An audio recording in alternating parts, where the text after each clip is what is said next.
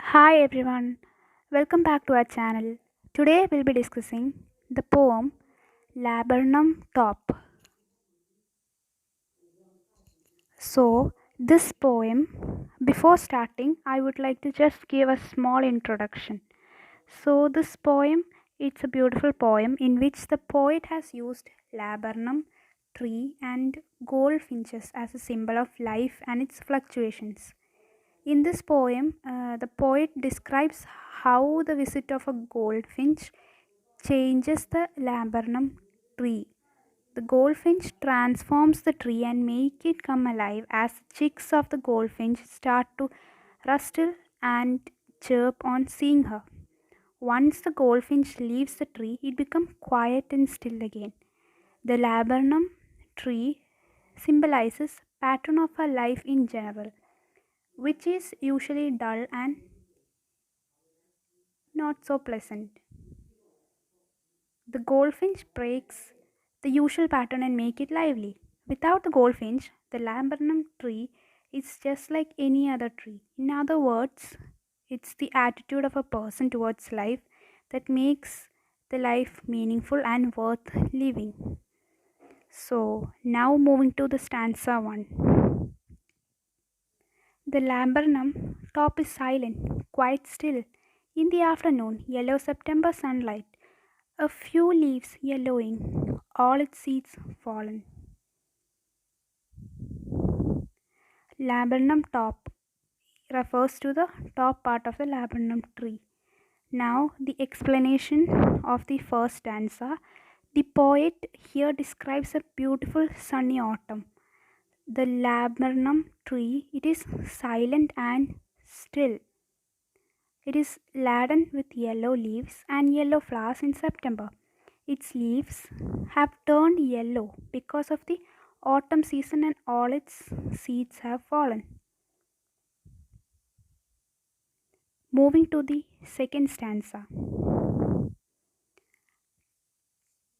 Till the goldfinch comes with a twitching chirp, all sadness a startlement at a branch end, then sleek as a lizard, and alert and abrupt, she enters the thickness, and a machine starts up of chitterings, and a tremor of wings and trillings. Here, explanation it says that just as a goldfinch alights on the laburnum tree, making short, high-pitched sound, the goldfinch has her nest in the tree and chicks are resting in the nest. On the mother's return, a sudden movement stirs, and it can be seen in the tree. Her little ones are excited, and it can be seen on the little birds' faces. So they are excited on her arrival and they start chirping. The cautious mother enters the tree with great care so that no predator can come to know that their babies are housed in the nest. Moving to the third stanza. The whole tree trembles and thrills. It is the engine of her family. She stokes it full, then floats out to a branch end, showing her bad face identity mask.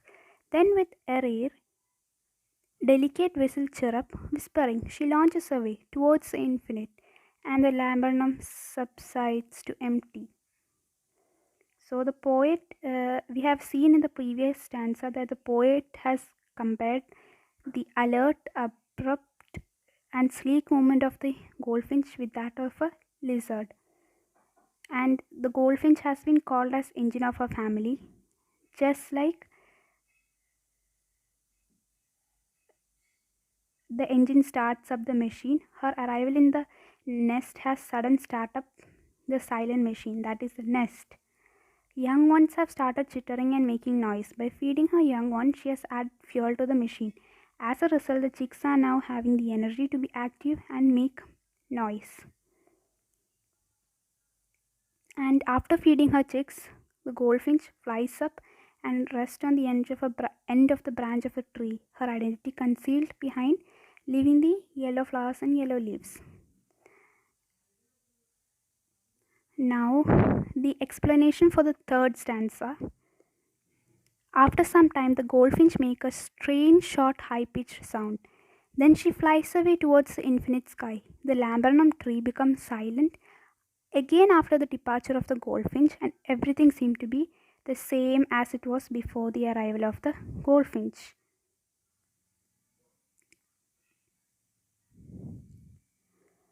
Thank you.